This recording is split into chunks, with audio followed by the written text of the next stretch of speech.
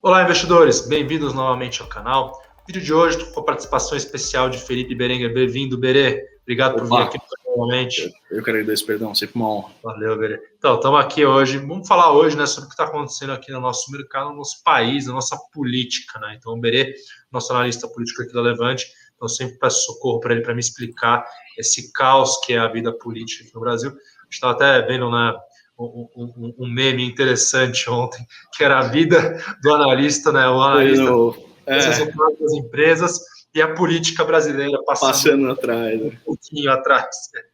Então, vamos falar um pouquinho da política. Então, mas antes disso, queria fazer um convite para quem não está inscrito no canal, se inscrever e ativar as notificações. Vamos lá, pessoal. É o seguinte, ontem, né, como a maioria de vocês deve estar ciente, um dia, né, o Ibovespa, segunda-feira, ontem eu estou gravando, a gente está gravando aqui terça-feira, dia 9 do 3, na segunda-feira, dia 8, foi um verdadeiro banho de sangue no Ibovespa, o Ibov caindo 4%, as ações da Petro caindo mais de 5%, a gente teve também as locadoras aí sofrendo muito, elas já vinham caindo ao longo do dia, né, mas também saiu uma notícia de que o CAD, né, de que a Movida teria comunicado que reprovava a operação, né? Então ela se posicionou contra a operação de fusão da Localiza da Unidas, né?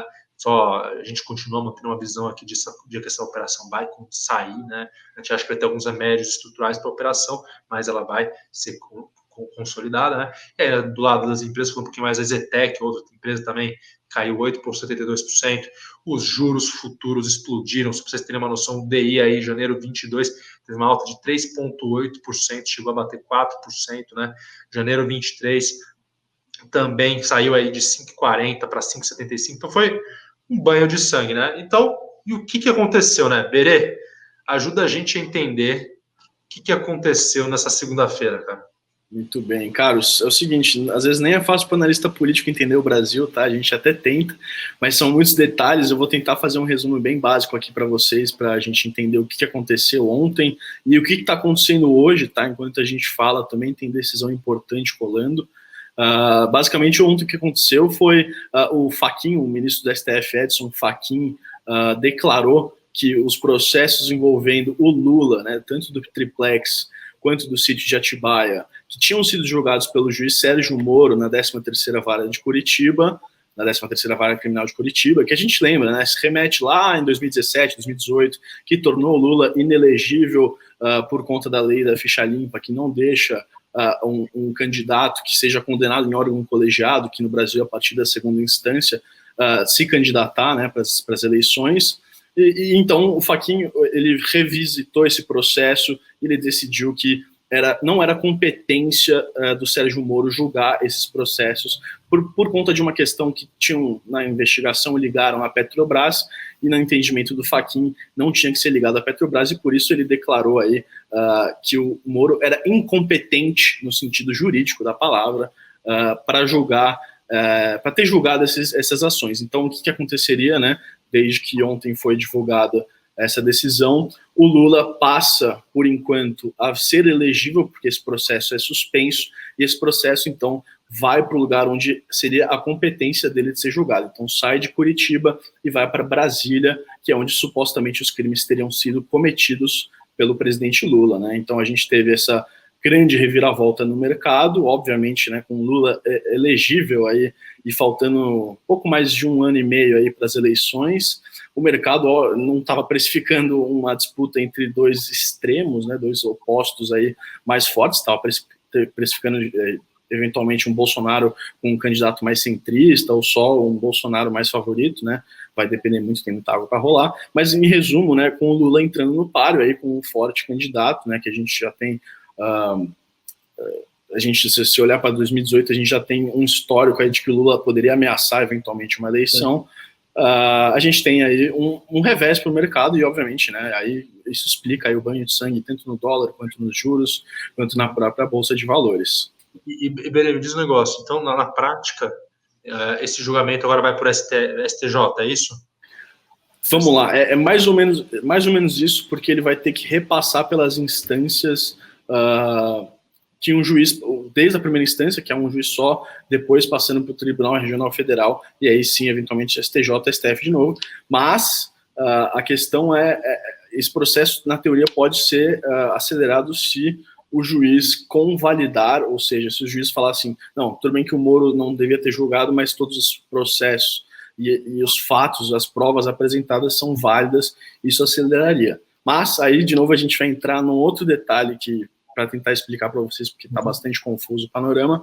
Hoje mesmo, o Gilmar Mendes, outro ministro, que é da segunda turma do STF, que o STF nem sempre julga em plenário, ele se divide em duas turmas para facilitar a celeridade dos processos, colocou em pauta o processo da suspeição do Moro, que era o que o ministro Fachin estava tentando evitar, fazendo com que o Moro fosse declarado incompetente antes de ser declarado suspeito. Quando você é declarado suspeito, quer dizer que você é parcial, quer dizer que a justiça entendeu que você foi parcial nos julgamentos, e agora está rolando, e pode ser que o Moro seja considerado parcial, portanto suspeito, e aí sim o processo começa do zero, com anulação de provas, com anulação de tudo, e aí sim seria uma grande vitória para o Lula, para a oposição, que teria o Lula praticamente confirmado aí como candidato à presidência em 2022, visto que em um ano, daqui um ano e meio, né, até as eleições, provavelmente não daria para fazer todo esse processo de novo.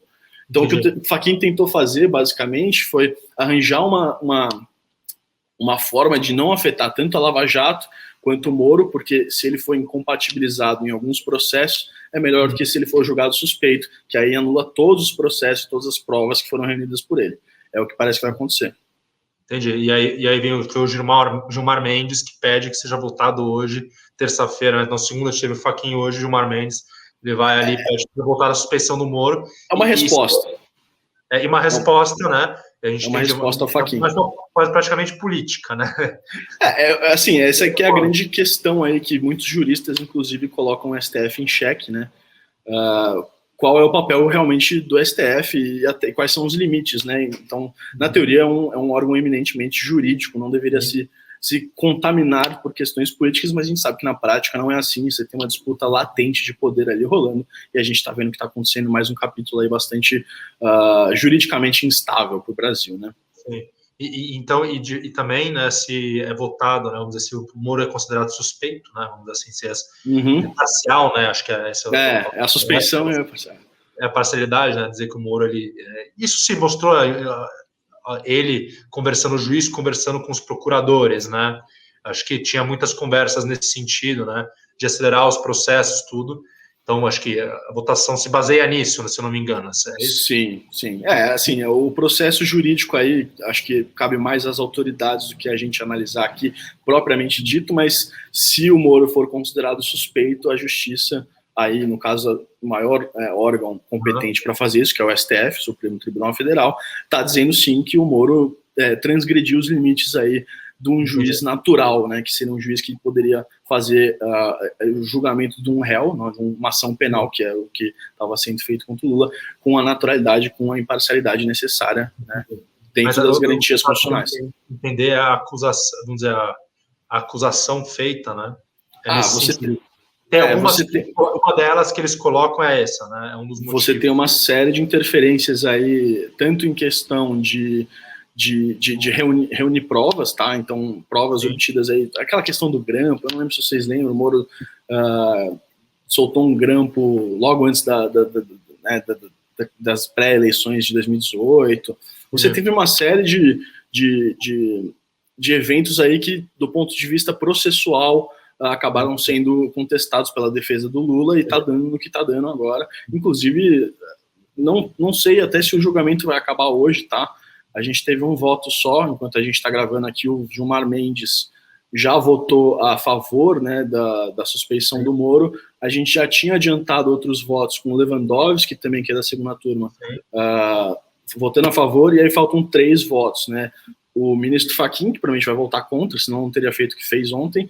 A Carmen Lúcia, que em termos de matéria, de conteúdo, vota geralmente alinhada à turma menos garantista, então vai a turma que deve seguir a linha do Fachin, e aí, como são 5 ministros, está faltando o Cássio Nunes Marques, que foi indicado pelo Bolsonaro, que vai dar o voto de Minerva aí para dizer se a gente anula, se o STF anula todos os processos envolvendo o Moro ou não, né? Então, esse que é o ponto que eu ia fazer, né? O grande problema dessa votação é que todos os processos que o Moro, né, ajuizou, não sei se é o termo correto, né, na Lava Jato, eles seriam considerados, né, inválidos. Tem vários. Prova, você literalmente começa do zero novamente o processo. Então, o Ministério Público tem que apresentar novas provas, você tem que abrir um inquérito, etc. Todo o processo, devido ao processo legal aí, com novos juízes, com novos elementos aí.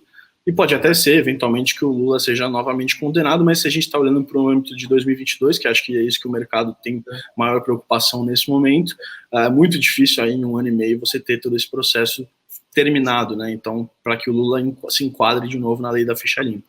Então, pessoal, para ficar claro, né? Então, o importante dessa votação de agora para a gente, assim, mais do que tem a questão de pode fazer um julgamento que falar que é uma grande perda para o país, né? Se for votado um retrocesso em termos da Lava Jato, isso é um ponto, né? Vamos perder tudo que foi feito na Lava Jato, mas o fato é que torna o processo, né, penal do ex-presidente Lula mais demorado, né? É isso, certo, Berê? E sim. Então, né, a chance dele conseguir participar da eleição no que vem é muito maior. Né? Aumenta muito, né? Aumenta muito. E aí você tem uma mudança significativa no cenário político, no cenário tanto da oposição quanto da situação também. Acho que vai mexer aí nas bases bolsonaristas, vai mexer como o governo vai atuar daqui para frente em diversas pautas legislativas, na forma como ele vai, né, usar da estratégia aí para buscar a reeleição, que é o grande objetivo de qualquer governo, na verdade, mas também do governo Bolsonaro.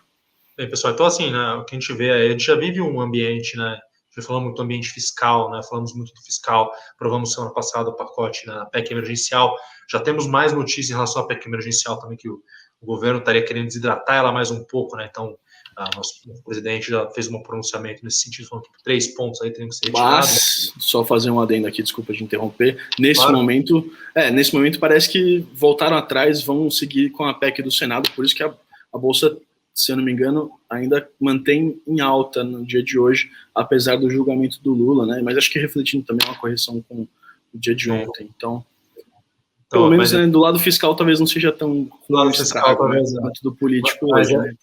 Mas é boa, Berê, então ótimo, tem uma atualização, eu não estava por dentro dessa notícia, mas o fato é, né, acho que coloca mais uma incerteza no jogo, né, então o cenário político que já era conturbado, né, em função, principalmente das declarações, né, que o presidente está colocando, falando, que eu falei semana passada no vídeo, quando eu falei de cenário aqui, eu trouxe para os investidores, né, que sem entrar em mérito, né, do que é certo, que é errado, que não cabe a gente julgar aqui, é muito mais quais os efeitos para o mercado. E para o mercado, quando o presidente fala que ele vai intervir na energia elétrica, né, que ele vai olhar para a energia elétrica, não lembro a maneira como ele colocou literalmente, né, mas isso levanta uma bandeira vermelha para os investidores e fala, putz, esse setor aqui, que é um setor super regulado, super resiliente, eu não sei mais o que pode acontecer com ele, né? Pode ser que as regras do jogo aqui mudem, meus retornos ficam mais imprevisíveis, então se aplica ao risco na linha aumenta. Então, de uma maneira geral, acho que a percepção de risco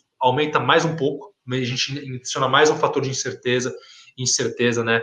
A gente acaba tendo que descontar, né? Não muda nosso cenário, a gente ainda continua vendo o cenário de recuperação da economia brasileira esse ano, né? Das empresas, a gente tem visto isso nos resultados agora saindo, né? Mas, novamente, né? A gente acredita que vão ser anos conturbados, né? Por isso a gente continua com o nosso posicionamento aí mais voltado a empresas dolarizadas, commodities, setores resilientes aqui dentro, né? E como a gente sempre fala, é um momento também de você ter muita atenção para o stock picking. Então, você está nos melhores cavalos, né? Ganhar dinheiro em bull market, mercado de alta, é razoavelmente fácil, né? Onde você vê aí quem realmente... escolher bem. Onde você vê aí que realmente sabe investir bem nos mercados de baixa, tá bom?